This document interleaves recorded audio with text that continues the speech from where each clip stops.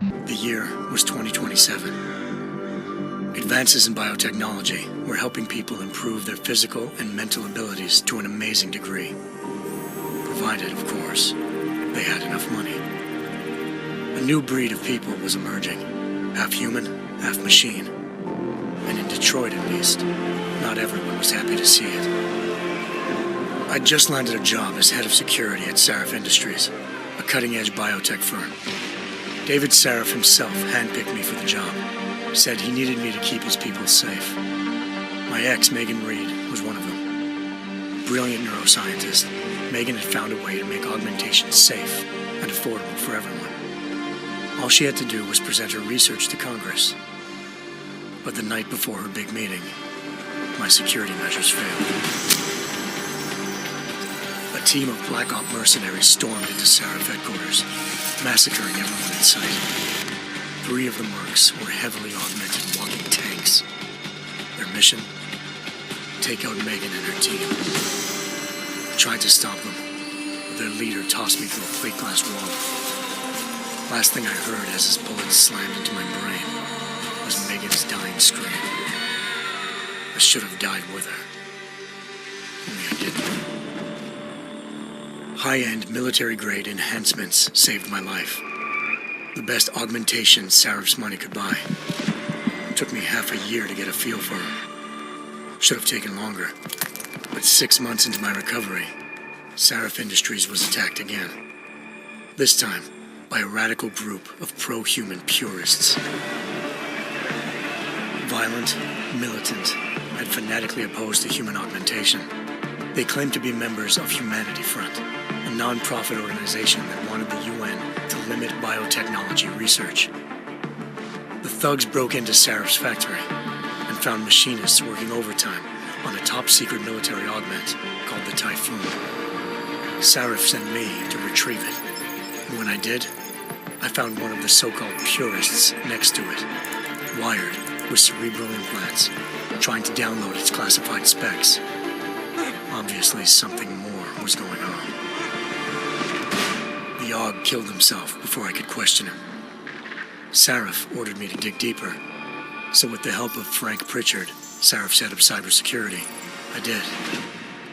Turns out a second hacker had been controlling the Aug's actions from somewhere off-site.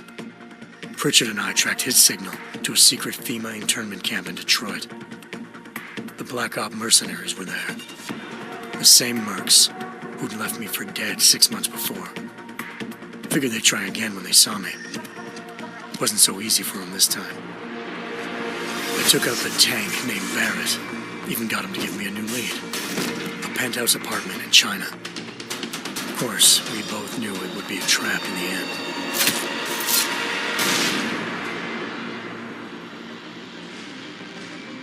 Hengsha Island, China. Home to a city so crowded, they had to build a second city on top of it. Trying to find clues in Hengsha wouldn't be easy. Lucky for me, I wasn't alone. Farida Malik, Sarif Industries' ace pilot, had lived in Hengsha before. A good person to have on your side. She knew enough about the place to get me around. Malik dropped me in the lower city, close to the penthouse Barrett had told me about. Bell Tower Associates, a private security firm under contract to the Chinese government, had agents tossing the suite when I arrived.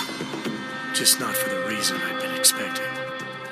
Turns out the man who lived there was a criminal hacker named Van Bruggen. The same hacker who'd been remotely controlling the Aug in Sarif's factory. Van Bruggen's panicked decision to force the man to commit suicide had been a mistake. Now his mercenary partners were gunning for him, and I needed to find him before they did. Locating Van Bruggen meant playing nice with the Triads, Hengsha's organized crime lords. They had the hacker holed up inside a low-rent capsule hotel. By the time I found him, Van Bruggen had no qualms giving up the woman who hired him. Zhao Yunru, president of the Taiyang Medical Corporation. According to Van Bruggen, Zhao wanted to monopolize the augmentation industry and had hired Black Op mercenaries to destabilize her competition. Sarif Industries was at the top of her list. To prove this, I needed to get inside TYM and grab a surveillance hologram off a server. I suspected Van Bruggen was hiding something when he told me this, but nothing could have prepared me for what I saw. Megan wasn't dead. She and her 4 best researchers had been kidnapped, spirited away somewhere while their kidnappers made it look like they were dead. Desperate to learn more, I confronted Zhao in her penthouse. She claimed to be a pawn in a bigger plan, and hinted at a group so powerful it controlled global interests at a whim. Then she slipped into a panic room and hit the alarm, forcing me to make a very quick exit. I figured Zhao was lying, but part of her confession made sense. David Sarif had been worried about his people. So worried, he'd required all of them to have subdermal locator devices surgically implanted. The GPOs would have been broadcasting the day of the attack. But Zhao said a single call to Picus, the world's leader in global 24-hour satellite news, had turned those signals off. I needed to fly to Picus headquarters in Montreal if I wanted to learn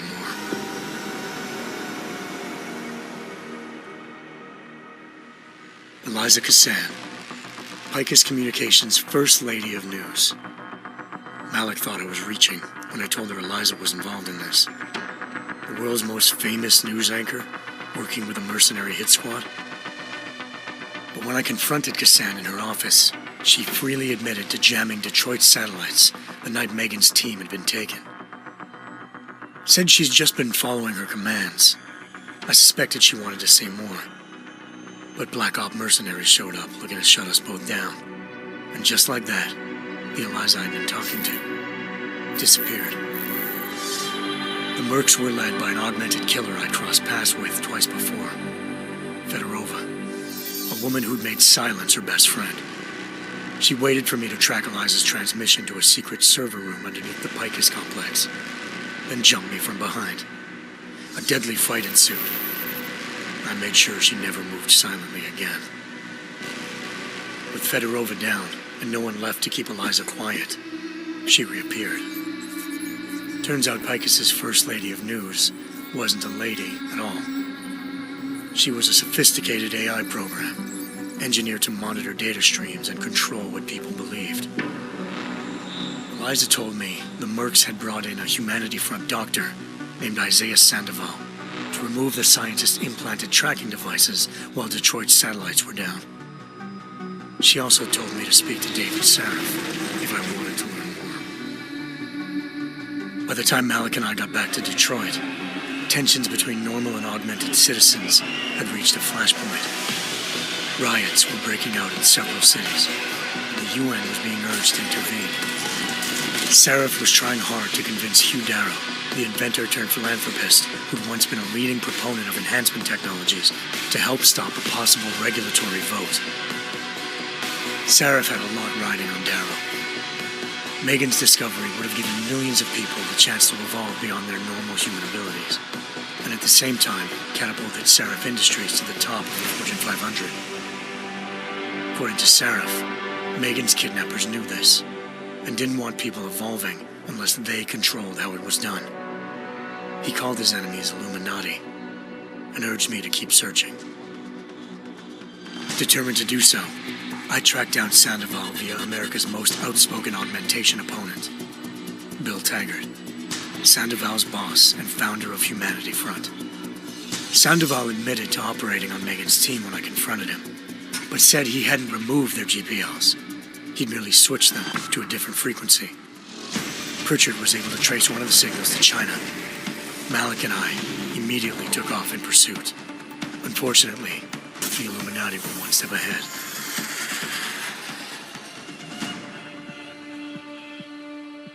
Ambushed. Shot out of the sky by Bell Tower Associates, seconds after entering Hengsha's airspace. Malik's piloting skills saved me. After a tense and bitter struggle, I escaped into Lower Hengsha. The tracking signal I was following led straight to the Triads, or more specifically, to the augmented arm of Tong Si-hung, leader of a gang of augmentation harvesters.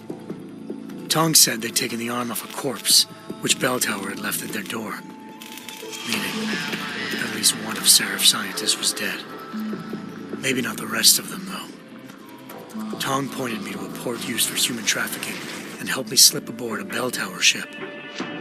It was sailing to Rifleman Bank Station, a military base in the South China Sea.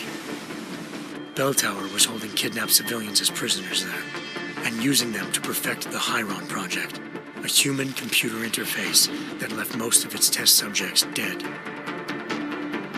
My search for Megan would have ended then, if not for a mysterious ally named Quinn. In exchange for my help exposing Bell Tower, he slipped me aboard a second ship headed to Singapore and an Illuminati-run biotech facility called Omega Ranch. 3 of Seraph's scientists were there, forced by their captors to create a technology capable of remotely shutting down augmented abilities. Thanks to an emergency recall notice issued by the World Health Organization, millions of people all over the world already had the biochip installed. With the help of the scientists, I tracked Megan to a private section of the ranch. There, I ran into Yaron Namir, the walking tank who'd put a bullet in my brain the first time we met. He'd teamed up with Zhao and was hoping to catch me off guard. Their little ambush didn't work. I found Megan in a suite belonging to Hugh Darrow, the billionaire philanthropist who'd Seraph had called on for help.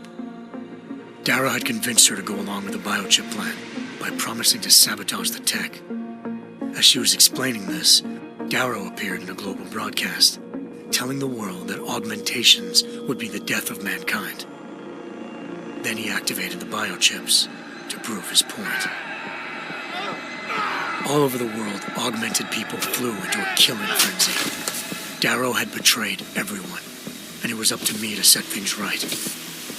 To do it, I had to reach Panchaea, a massive installation in the Arctic Ocean. As I raced through corridors built by an all-augmented workforce, I saw death and destruction firsthand. By the time I shut down Darrow's broadcast, I knew the damage he'd done. Still, humanity's future remained unclear. How would the world react to this sabotage? Would people ever regain their faith in augmentations again? What would be the Illuminati's next move? Only time will give us the answers.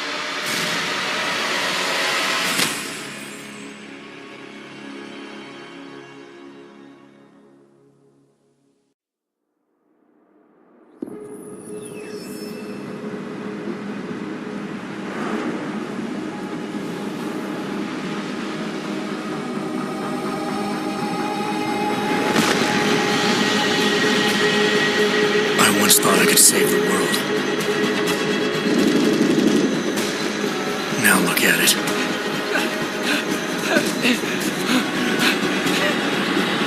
In yet another augmented terror attack, 251 passengers aboard Sister Airlines Flight 451 were killed. When an augmented passenger broke into the plane's cockpit and ruthlessly butchered its flight crew.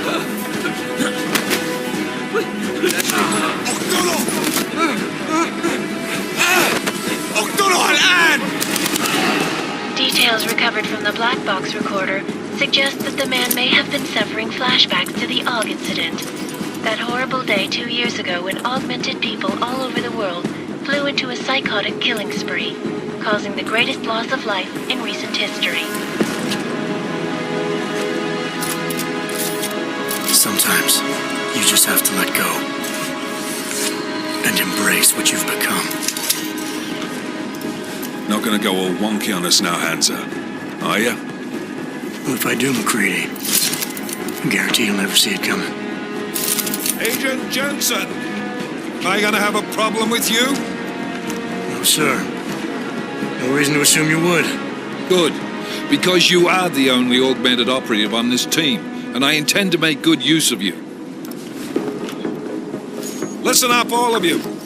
We got a sandstorm barreling down our arse and we can't afford to make mistakes. We're going after this man, an arms dealer named Shepard. He's ex-Bell Tower, one of the Special Forces commanders who disappeared during the incident. And he's come out of hiding.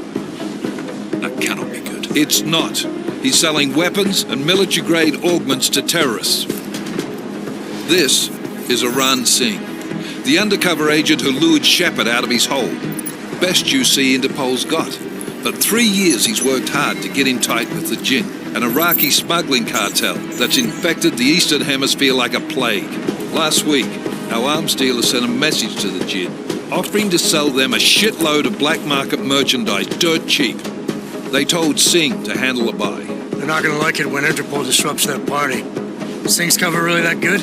It is right now. We need to keep it that way. This is where the deal's going down.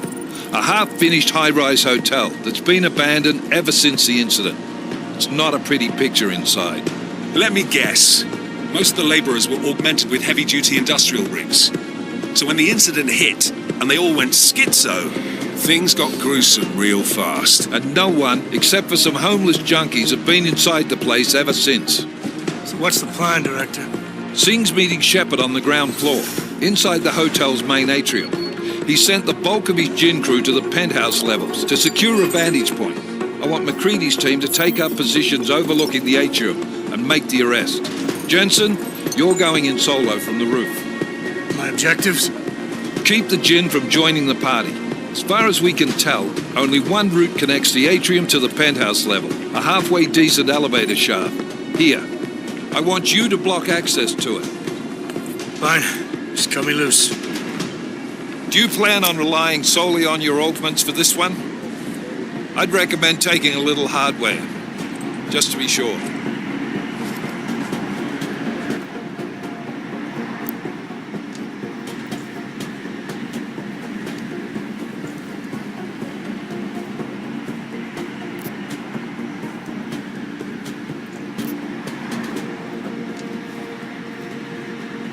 We've got a UC in there. Might be easier to maintain his cover if he's not the only one still breathing when this is done. Smart thinking. Yeah, but if anything does happen to him, you'll be telling his wife. After you get out of the hospital, of course. What about range? There's lots of wide spaces and high ceilings in there, but a number of tight and constrained rooms too. So it's a crapshoot, really. Never was one to play the odds. Give me something I can use up close. You got it. One last thing, Jensen. Singh said the Jinn are using some sort of portable Wi-Fi device to boost communications. He's got a better chance of maintaining cover if you disable it. I'll keep an eye out for it. But aren't we on the clock here? You said there's a sandstorm moving in. There is, and we got the intel on this mission at the very last minute. So we're scrambling a little. If it comes to it, your number one priority is keeping the Jinn out of that atrium. Copy that. Time to put away your heavy thoughts, gentlemen. We're approaching the target building. You're up first, Jensen. Let's do this. Task Force Actual. This is Knife Leader. Engage host drives and descend to Angels 1-5.